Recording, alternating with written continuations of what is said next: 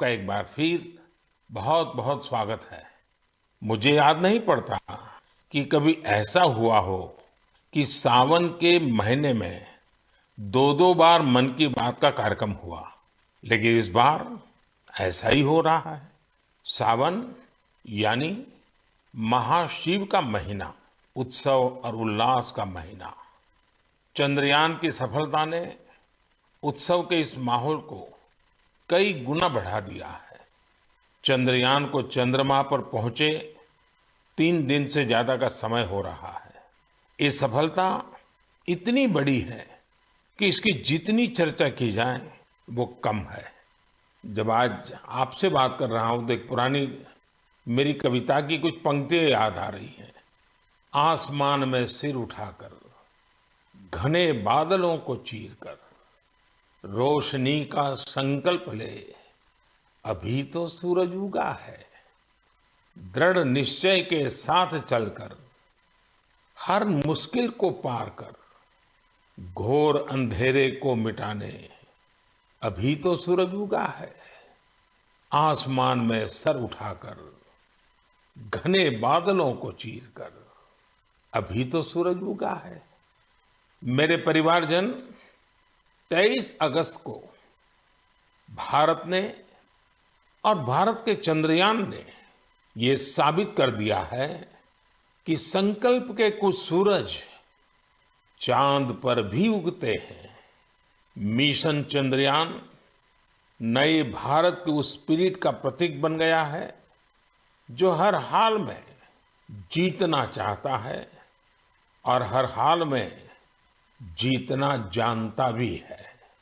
साथियों, इस मिशन का एक पक्ष ऐसा भी रहा जिसकी आज मैं आप सबके साथ विशेष तौर पर चर्चा करना चाहता हूं। आपको याद होगा, इस बार मैंने लाल किले से कहा है कि हमें विमेन लेड डेवलपमेंट को राष्ट्रीय चरित्र के रूप में सशक्त करना है। जहां महिला शक्ति का सामर्थ्य जुड़ जाता है, वहां असंभव को भी संभव बनाया जा सकता है। भारत का मिशन चंद्रयान नारी शक्ति का भी जीवंत उदाहरण है। इस पूरे मिशन में अनेकों विमेन साइंटिस्ट और इंजीनियर्स सीधे तौर पर जुड़ी रही हैं। इन्होंने अलग अलग सिस्टम्स के प्रोजेक्ट डायरेक्टर, प्रोजेक्ट मैनेजर, ऐसी कई अहम जिम्मेदारियां संभाली हैं।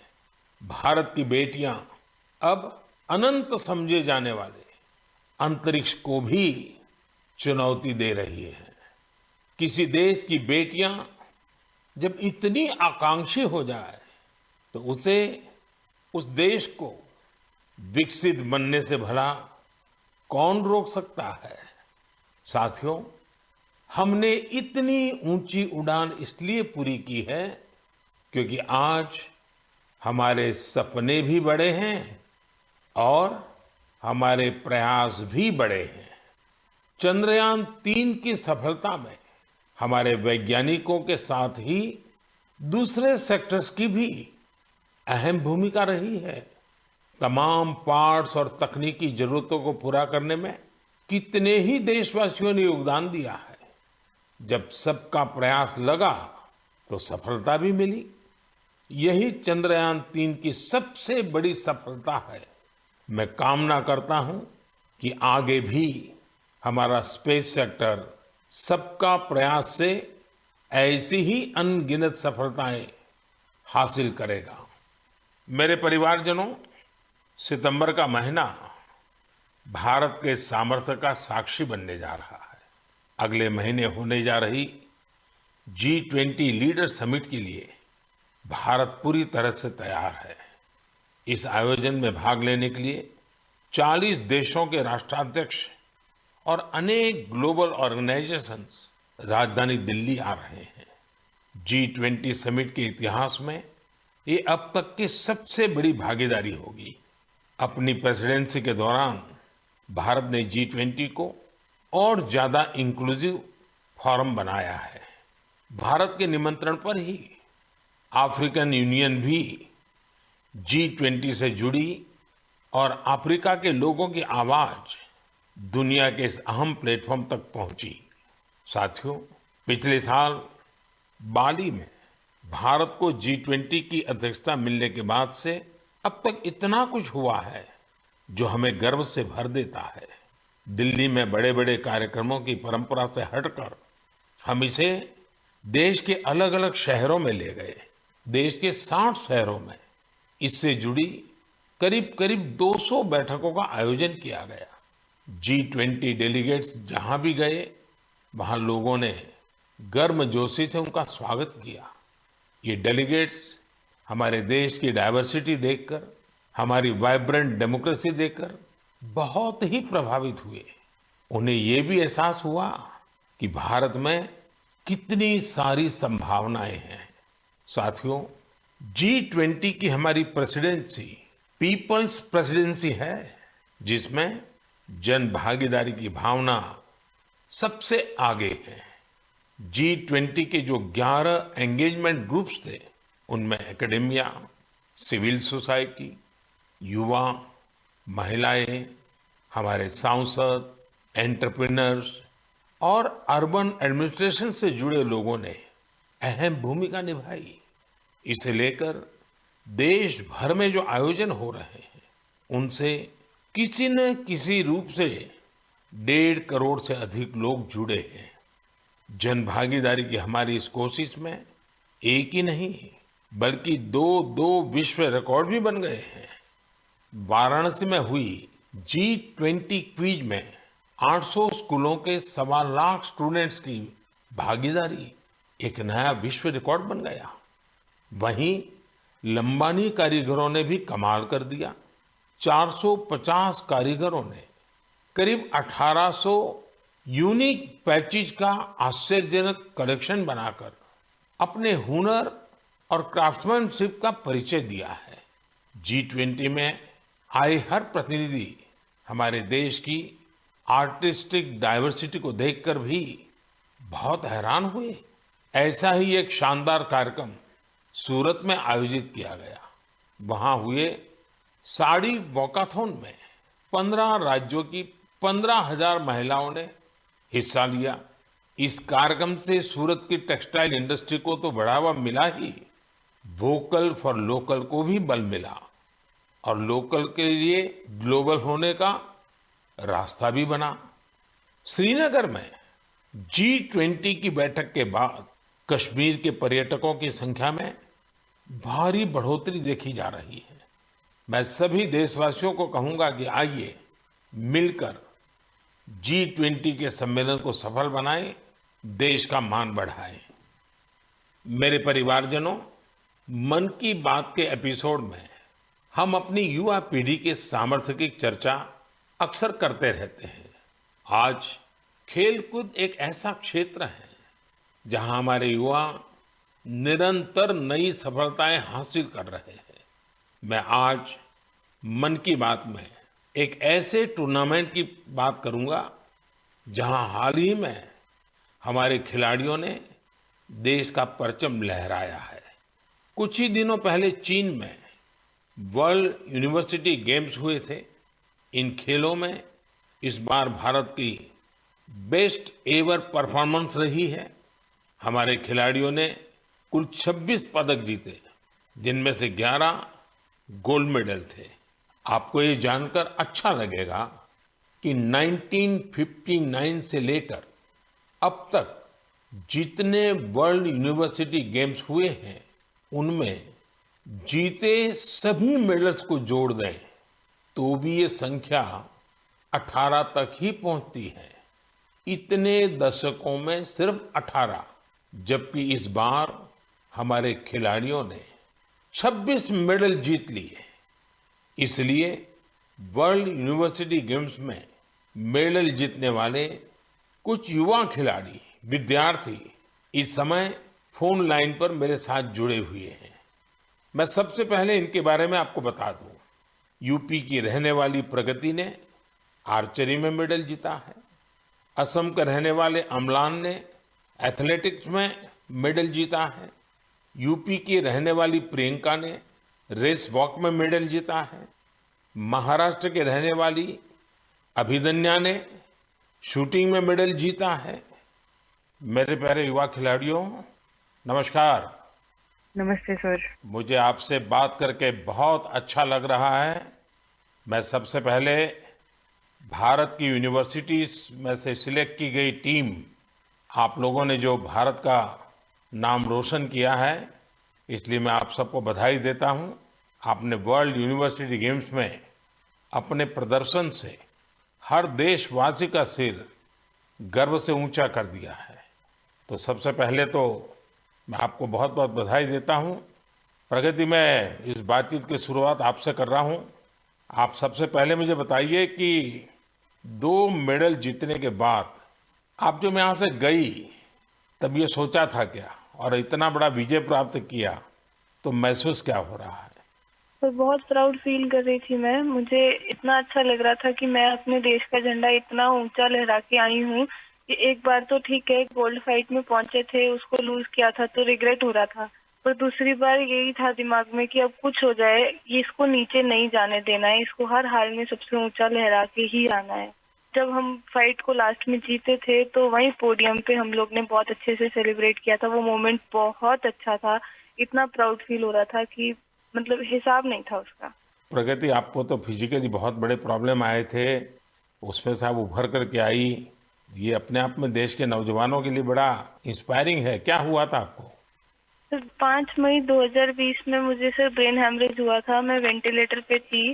कुछ कंफर्मेशन नहीं थी कि मैं बचूंगी कि नहीं, और बची तो कैसे बचूंगी, बट इतना था कि हाँ, मुझे अंदर से हिम्मत थी कि मैंने जाना है, वापस ग्राउंड पे खड़े होना है, एरो चलाने हैं। मेरे को मेरी जिंदगी बचाई है तो सबसे बड़ा हाथ भगवान का, उसके बाद डॉक्टर का, फिर आर्चरी का। हमारे साथ अम्लान भी है। अम्लान, जरा बताइए, आपकी एथलेटिक के प्रति इतनी ज्यादा रुचि कैसे डेवलप की? जी नमस्कार सर। नमस्कार, नमस्कार। सर एथलेटिक्स के प्रति तो पहले उतनी रुचि नहीं थी, पहले हम फुटबॉल में थे ज़्यादा। बट जैसे जैसे मेरे भाई का एक दोस्त है तो उन्होंने मेरे को बोला कि अम्लान तुम्हें एथलेटिक्स में कंपटीशन में जाना चाहिए। तो मैंने सोचा चलो ठीक है। तो पहला जब मैंने स्टेट मीट खेला तो मैं हार गया उसमें। तो वो हार मुझे अच्छी नहीं लगी, तो ऐसे करते करते मैं एथलेटिक्स में आ गया। फिर ऐसे ही धीरे धीरे अभी मजा आने लग रहा है, तो ऐसे ही मेरा रुचि बढ़ गया। अम्लान, जरा बताइए, ज्यादातर प्रैक्टिस कहाँ की? ज्यादातर मैंने हैदराबाद में प्रैक्टिस की है, साई रेड्डी सर के अंडर। फिर उसके बाद में भुवनेश्वर में शिफ्ट हो गया, तो उधर से मेरा प्रोफेशनली स्टार्ट हुआ सर। अच्छा, हमारे साथ प्रियंका भी है। प्रियंका, आप 20 किलोमीटर रेस वॉक टीम का हिस्सा थी। सारा देश आज आपको सुन रहा है और वे इस स्पोर्ट्स के बारे में जानना चाहते हैं। आप ये बताइए कि इसके लिए किस तरह की स्किल की जरूरत होती है और आपकी कैरियर कहाँ कहाँ से कहाँ पहुंची? मेरे जैसे इवेंट में मतलब काफी टफ है, क्योंकि हमारे 5 जज खड़े होते हैं। अगर हम भाग भी लिए तो भी वो हमें निकाल देंगे, या फिर थोड़ा रोड से अगर हम उठ जाते हैं, जंप आ जाती है तो भी वो हमें निकाल देते हैं, या फिर हमने नी बैंड किया तो भी हमें निकाल देते हैं। और मेरे को तो वार्निंग भी 2 आ गई थी। उसके बाद मैंने अपनी स्पीड पे इतना कंट्रोल किया कि कहीं ना कहीं मुझे टीम मेडल तो एटलीस्ट यहाँ से जीतना ही है, क्योंकि देश के लिए यहाँ पे आए हैं और हमें खाली हाथ यहाँ से नहीं जाना है। और पिताजी, भाई वगैरह सब ठीक है? हाँ जी सर, सब बढ़िया है। मैं तो सबको बताती हूँ कि आप मतलब इतना मोटिवेट करते हैं हम लोग को। सच में सर बहुत अच्छा लग रहा है, क्योंकि वर्ल्ड यूनिवर्सिटी जैसे खेल्स को इंडिया में इतना पूछा भी नहीं जाता, लेकिन अब इतना सपोर्ट मिल रहा है ना इस गेम में भी। मतलब हम ट्वीट भी देख रहे हैं कि हर कोई ट्वीट कर रहा है कि हमने इतने मेडल जीते हैं, तो काफी अच्छा लग रहा है कि ओलंपिक्स की तरह इसको भी इतना बढ़ावा मिल रहा है। चलिए प्रियंका, मेरी तरफ से बधाई है, आपने बड़ा नाम रोशन किया है। आइए हम अभिदन्य से बात करते हैं। नमस्ते सर। बताइए अपने विषय में। सर मैं प्रॉपर कोल्हापुर महाराष्ट्र से हूँ। मैं शूटिंग में 25 मीटर स्पोर्ट्स पिस्टल और 10 मीटर एयर पिस्टल दोनों इवेंट करती हूँ। मेरे माता पिता दोनों एक हाई स्कूल टीचर है। तो मैंने 2015 में शूटिंग स्टार्ट किया। जब मैंने शूटिंग स्टार्ट किया तब उधर कोल्हापुर में उतनी फैसिलिटीज नहीं मिलती थी। बस से ट्रैवल करके पेट वडगांव से कोल्हापुर जाने के लिए 1.5 घंटा लगता है, तो वापस आने के लिए 1.5 घंटा और 4 घंटे की ट्रेनिंग। तो ऐसे 6-7 घंटे तो आने जाने में और ट्रेनिंग में जाते थे, तो मेरी स्कूल भी मिस होती थी। तो फिर मम्मी पापा ने बोला कि बेटा एक काम करो, हम आपको सैटरडे संडे को लेके जाएंगे शूटिंग रेंज के लिए और बाकी टाइम आप दूसरे गेम्स करो। तो मैं बहुत सारे गेम्स करती थी बचपन में, क्योंकि मेरे मम्मी पापा को दोनों को खेल में काफी रुचि थी, लेकिन वो कुछ कर नहीं पाए, फाइनेंशियल सपोर्ट उतना नहीं था और उतनी जानकारी भी नहीं थी। इसलिए मेरी माताजी का बड़ा सपना था कि देश को रिप्रेजेंट करना चाहिए और फिर देश के लिए मेडल भी जीतना चाहिए। तो मैं उनकी ड्रीम कंप्लीट करने के लिए बचपन से काफी खेलकूद में रुचि लेती थी और फिर मैंने ताइक्वांडो भी किया है, उसमें भी ब्लैक बेल्ट हूँ और बॉक्सिंग, जूडो और फेंसिंग और डिस्कस थ्रो जैसे बहुत सारे गेम करके फिर मैं 2015 में शूटिंग में आ गई। फिर 2-3 साल मैंने बहुत स्ट्रगल किया और फर्स्ट टाइम मेरा यूनिवर्सिटी चैंपियनशिप के लिए मलेशिया सिलेक्शन हो गया और उसमें मेरा ब्रॉन्ज मेडल आया। तो उधर से एक्चुअली मुझे पुश मिला। फिर मेरे स्कूल ने मेरे लिए एक शूटिंग रेंज बनवाई, फिर मैं उधर ट्रेनिंग करती थी और फिर उन्होंने मुझे पुणे भेज दिया ट्रेनिंग करने के लिए। तो यहाँ पे गगन नारंग स्पोर्ट्स फाउंडेशन है, गन फॉर ग्लोरी, तो मैं उसी के अंडर ट्रेनिंग कर रही हूँ अभी। गगन सर ने मुझे काफी सपोर्ट किया और मेरे गेम के लिए बढ़ावा दिया। अच्छा, आप चारों में से कुछ कहना चाहते हो तो मैं सुनना चाहूंगा। प्रगति हो, अम्लान हो, प्रियंका हो, अभिदन्या हो, आप सब मेरे साथ जुड़े हुए हैं तो कुछ कहना चाहते हैं तो मैं जरूर सुनूंगा। सर मेरा एक सवाल है सर, जी। आपको सबसे अच्छा स्पोर्ट्स कौन सा लगता है सर? खेल की दुनिया में भारत को बहुत खिलना चाहिए और इसलिए मैं इन चीजों को बहुत बढ़ावा दे रहा हूं। लेकिन हॉकी, फुटबॉल, कबड्डी, खो खो ये हमारी धरती से जुड़े हुए खेल हैं। इसमें तो हमने कभी पीछे नहीं रहना चाहिए। और मैं देख रहा हूं कि आर्चरी में हमारे लोग अच्छा कर रहे हैं, शूटिंग में अच्छा कर रहे हैं। और दूसरा मैं देख रहा हूं कि हमारे यूथ में और इवन परिवारों में भी खेल के प्रति अब पहले जो भाव था वो नहीं है। पहले तो बच्चा खेलने जाता था रोकते थे, अब बहुत बड़ा वक्त बदला है और आप लोगों ने जो सक्सेस लेते आ रहे हैं ना, वो सभी परिवारों को मोटिवेट करती है। हर खेल में जहां भी हमारे बच्चे जा रहे हैं कुछ न कुछ देश के लिए करके आते हैं और ये खबरें आज देश में प्रमुखता से दिखाई भी जाती हैं, बताई जाती हैं और स्कूल कॉलेज में चर्चा में भी रहती हैं। चलिए, मुझे बहुत अच्छा लगा। मेरी तरफ से आप सबको बहुत बहुत बधाई, बहुत शुभकामनाएं। बहुत बहुत धन्यवाद। थैंक यू धन्यवाद सर। सर। धन्यवाद जी। नमस्कार। मेरे परिवारजनों, इस बार 15 अगस्त के दौरान देश ने सबका प्रयास का सामर्थ्य देखा। सभी देशवासियों के प्रयास ने हर घर तिरंगा अभियान को वास्तव में हर मन तिरंगा अभियान बना दिया। इस अभियान के दौरान कई रिकॉर्ड भी बने। देशवासियों ने करोड़ों की संख्या में तिरंगे खरीदे। 1.5 लाख पोस्ट ऑफिसेस के जरिए करीब 1.5 करोड़ तिरंगे बेचे गए। इससे हमारे कामगारों की, बुनकरों की और खासकर महिलाओं की सैकड़ों करोड़ रुपए का आय भी हुई है। तिरंगे के साथ सेल्फी पोस्ट करने में भी इस बार देशवासियों ने नया रिकॉर्ड बना दिया। पिछले साल 15 अगस्त तक करीब 5 करोड़ देशवासियों ने तिरंगे के साथ सेल्फी पोस्ट की थी। इस साल ये संख्या 10 करोड़ को भी पार कर गई। साथियों, इस समय देश में मेरी माटी मेरा देश, देशभक्ति की भावना को उजागर करने वाला अभियान जोरों पर है। सितंबर के महीने में देश के गांव-गांव में हर घर से मिट्टी जमा करने का अभियान चलेगा। देश की पवित्र मिट्टी हजारों अमृत कलश में जमा की जाएगी। अक्टूबर के अंत में हजारों अमृत कलश यात्रा के साथ देश की राजधानी दिल्ली पहुंचेंगे। इस मिट्टी से ही दिल्ली में अमृत वाटिका का निर्माण होगा। मुझे विश्वास है हर देशवासी का प्रयास इस अभियान को भी सफल बनाएगा। मेरे परिवारजनों, इस बार मुझे कई पत्र संस्कृत भाषा में मिले हैं। इसकी वजह यह है कि सावन मास की पूर्णिमा इस तिथि को विश्व संस्कृत दिवस मनाया जाता है। सर्वेभ्यः विश्व संस्कृत दिवसस्य हार्दिक शुभकामनाः। आप सभी को विश्व संस्कृत दिवस की बहुत बहुत बधाई। हम सब जानते हैं कि संस्कृत दुनिया की सबसे प्राचीन भाषाओं में से एक है।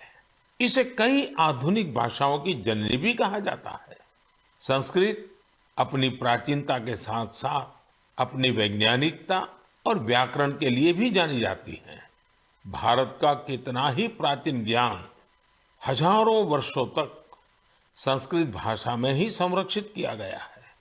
योग, आयुर्वेद और फिलॉसफी जैसे विषयों पर रिसर्च करने वाले लोग अब ज्यादा से ज्यादा संस्कृत सीख रहे हैं। कई संस्थान भी इस दिशा में बहुत अच्छा काम कर रहे हैं, जैसे कि Sanskrit promotion foundation, Sanskrit for योग, संस्कृत फॉर आयुर्वेद और संस्कृत फॉर बुद्धिज्म जैसे कई कोर्सेज करवाता है। संस्कृत भारती लोगों को संस्कृत सिखाने का अभियान चलाती है। इसमें आप 10 दिन के संस्कृत संभाषण शिविर में भाग ले सकते हैं।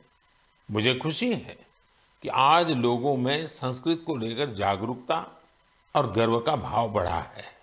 इसके पीछे बीते वर्षों में देश का विशेष योगदान भी है। जैसे 3 संस्कृत डीम्ड यूनिवर्सिटीज को 2020 में सेंट्रल यूनिवर्सिटीज बनाया गया। अलग अलग शहरों में संस्कृत विश्वविद्यालयों के कई कॉलेज और संस्थान भी चल रहे हैं। आईआईटीज और आईआईएम्स जैसे संस्थानों में संस्कृत केंद्र काफी पॉपुलर हो रहे हैं। साथियों, अक्सर आपने एक बात जरूर अनुभव की होगी, जड़ों से जुड़ने की, हमारी संस्कृति से जुड़ने की।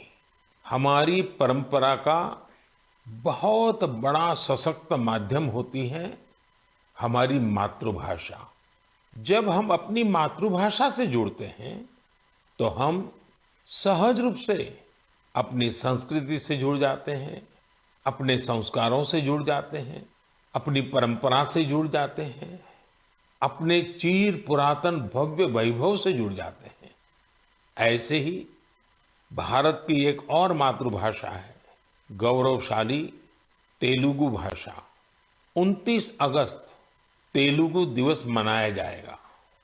अंदरिकी तेलुगु भाषा दिनोत्सव शुभाकांक्षलु।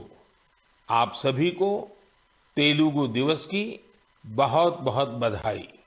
तेलुगु भाषा के साहित्य और विरासत में भारतीय संस्कृति के कई अनमोल रत्न छिपे हैं। तेलुगु की इस विरासत का लाभ पूरे देश को मिले, इसके लिए कई प्रयास भी किए जा रहे हैं। मेरे परिवारजनों, मन की बात के कई एपिसोड्स में हमने टूरिज्म पर बात की है। चीजों या स्थानों को साक्षात खुद देखना, समझना और कुछ पल उनको जीना एक अलग ही अनुभव देता है। कोई समंदर का कितना ही वर्णन कर दे, लेकिन हम समंदर को देखे बिना उसकी विशालता महसूस नहीं कर सकते। कोई हिमालय का कितना ही बखान कर दे, लेकिन हम हिमालय को देखे बिना उसकी सुंदरता का आकलन नहीं कर सकते। इसलिए ही मैं अक्सर आप सभी से ये आग्रह करता हूं कि जब मौका मिले हमें अपने देश की ब्यूटी, अपने देश की डाइवर्सिटी, उसे जरूर देखने जाना चाहिए। अक्सर हम एक और बात भी देखते हैं, हम भले ही दुनिया का कोना कोना छान ले, लेकिन अपने ही शहर या राज्य की कई बेहतरीन जगहों और चीजों से अनजान होते हैं। कई बार ऐसा होता है कि लोग अपने शहर के ही ऐतिहासिक स्थलों के बारे में ज्यादा नहीं जानते। ऐसा ही कुछ धनपाल जी के साथ हुआ। धनपाल जी बेंगलुरु के ट्रांसपोर्ट ऑफिस में ड्राइवर का काम करते थे। करीब 17 साल पहले उन्हें साइट सीइंग विंग में जिम्मेदारी मिली थी। इसे अब लोग बेंगलुरु दर्शिनी के नाम से जानते हैं। धनपाल जी पर्यटकों को शहर के अलग-अलग पर्यटन स्थलों पर ले जाया करते थे। ऐसी ही एक ट्रिप पर किसी टूरिस्ट ने उनसे पूछ लिया, बेंगलुरु में टैंक को सेंकी टैंक क्यों कहा जाता है? उन्हें बहुत ही खराब लगा कि उन्हें इसका जवाब पता नहीं था। ऐसे में उन्होंने खुद की जानकारी बढ़ाने पर फोकस किया। अपनी विरासत को जानने के इस जुनून में उन्हें अनेक पत्थर और शिलालेख मिले। इस काम में धनपाल जी का मन ऐसा रमा कि उन्होंने एपिग्राफी यानी शिलालेखों से जुड़े विषय में डिप्लोमा भी कर लिया। हालांकि अब वे रिटायर्ड हो चुके हैं, लेकिन बेंगलुरु के इतिहास खंगालने का उनका शौक अब भी बरकरार है। साथियों, मुझे ब्रायन डी खारप्रन के बारे में बताते हुए बेहद खुशी हो रही है। ये मेघालय के रहने वाले हैं और उनकी स्पेलियोलॉजी में गजब की दिलचस्पी है। सरल भाषा में कहा जाए तो इसका मतलब है गुफाओं का अध्ययन। वर्षों पहले उनमें यह इंटरेस्ट तब जगा जब उन्होंने कई स्टोरी बुक्स पढ़ी। 1964 में उन्होंने एक स्कूली छात्र के रूप में अपना पहला एक्सप्लोरेशन किया। 1990 में उन्होंने अपने दोस्त के साथ मिलकर एक एसोसिएशन की स्थापना की और इसके जरिए मेघालय की अनजान गुफाओं के बारे में पता लगाना शुरू किया। देखते ही देखते उन्होंने अपनी टीम के साथ मेघालय की 1700 से ज्यादा गुफाओं की खोज कर डाली और राज्य को वर्ल्ड केव मैप पर ला दिया। भारत की सबसे लंबी और गहरी गुफाओं में से कुछ मेघालय में मौजूद है। ब्रायन जी और उनकी टीम ने केव फौना यानी गुफा के उन जीव जंतुओं को भी डॉक्यूमेंट किया है जो दुनिया में और कहीं नहीं पाए जाते हैं। मैं इस पूरी टीम के प्रयासों की सराहना करता हूं। साथ ही मेरा ये आग्रह भी है कि आप मेघालय की गुफाओं में घूमने का प्लान जरूर बनाएं। मेरे परिवारजनों, आप सभी जानते हैं कि डेयरी सेक्टर हमारे देश के सबसे इम्पोर्टेंट सेक्टर में से एक है। हमारी माताओं और बहनों के जीवन में बड़ा परिवर्तन लाने में तो इसकी बहुत अहम भूमिका रही है। कुछ ही दिनों पहले मुझे गुजरात की बनास डेयरी के एक इंटरेस्टिंग इनिशिएटिव के बारे में जानकारी मिली। बनास डेयरी एशिया की सबसे बड़ी डेयरी मानी जाती है। यहाँ हर रोज औसतन 75 लाख लीटर दूध प्रोसेस किया जाता है। इसके बाद इसे दूसरे राज्यों में भी भेजा जाता है। दूसरे राज्यों में यहाँ के दूध की समय पर डिलीवरी हो, इसके लिए अभी तक टैंकर या फिर मिल्क ट्रेनों का सहारा लिया जाता था, लेकिन इसमें भी चुनौतियां कम नहीं थी। एक तो यह कि लोडिंग और अनलोडिंग में समय बहुत लगता था और कई बार इसमें दूध भी खराब हो जाता था। इस समस्या को दूर करने के लिए भारतीय रेलवे ने एक नया प्रयोग किया। रेलवे ने पालनपुर से न्यू रेवाड़ी तक ट्रक ऑन ट्रैक की सुविधा शुरू की। इसमें दूध के ट्रकों को सीधे ट्रेन पर चढ़ा दिया जाता है, यानी ट्रांसपोर्टेशन की बहुत बड़ी दिक्कत इससे दूर हुई है। ट्रक ऑन ट्रैक सुविधा के नतीजे बहुत संतोष देने वाले रहे हैं। पहले जिस दूध को पहुंचाने में 30 घंटे लग जाते थे, वो अब आधे से भी कम समय में पहुंच रहा है। इससे जहां ईंधन से होने वाला प्रदूषण रुका है, वहीं ईंधन का खर्च भी बच रहा है। इससे बहुत बड़ा लाभ ट्रकों के ड्राइवरों को भी हुआ है। उनका जीवन आसान बना है। साथियों, कलेक्टिव एफर्ट से आज हमारी डेयरीज भी आधुनिक सोच के साथ आगे बढ़ रही है। बनास डेयरी ने पर्यावरण संरक्षण की दिशा में भी किस तरह से कदम आगे बढ़ाया है, इसका पता सीडबॉल वृक्षारोपण अभियान से चलता है। वाराणसी मिल्क यूनियन हमारे डेयरी फार्मर्स की आय बढ़ाने के लिए मैन्योर मैनेजमेंट पर काम कर रही है। केरला की मलाबार मिल्क यूनियन डेयरी का प्रयास भी बेहद अनूठा है। ये पशुओं की बीमारियों के इलाज के लिए आयुर्वेदिक मेडिसिन विकसित करने में जुटी है।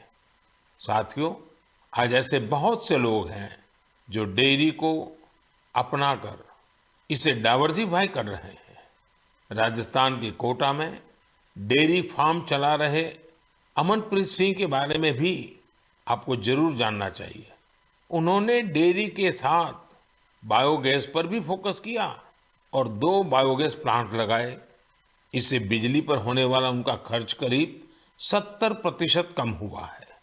इनका ये प्रयास देश भर के डेयरी फार्मर्स को प्रेरित करने वाला है। आज कई बड़ी डेयरीज बायोगैस पर फोकस कर रही है। इस प्रकार के कम्युनिटी ड्रिवन वैल्यू एडिशन बहुत उत्साहित करने वाले हैं। मुझे विश्वास है कि देश भर में इस तरह के ट्रेंड्स निरंतर जारी रहेंगे। मेरे परिवारजनों, मन की बात में आज बस इतना ही। अब त्योहारों का मौसम भी आ ही गया है। आप सभी को रक्षाबंधन की भी अग्रिम शुभकामनाएं। पर्व उल्लास के समय हमें वोकल फॉर लोकल के मंत्र को भी याद रखना है। आत्मनिर्भर भारत ये अभियान हर देशवासी का अपना अभियान है और जब त्योहार का माहौल है तो हम अपने आस्था के स्थलों और उसके आसपास के क्षेत्र को स्वच्छ तो रखना ही है, लेकिन हमेशा के लिए। अगली बार आपसे फिर मन की बात होगी, कुछ नए विषयों के साथ मिलेंगे।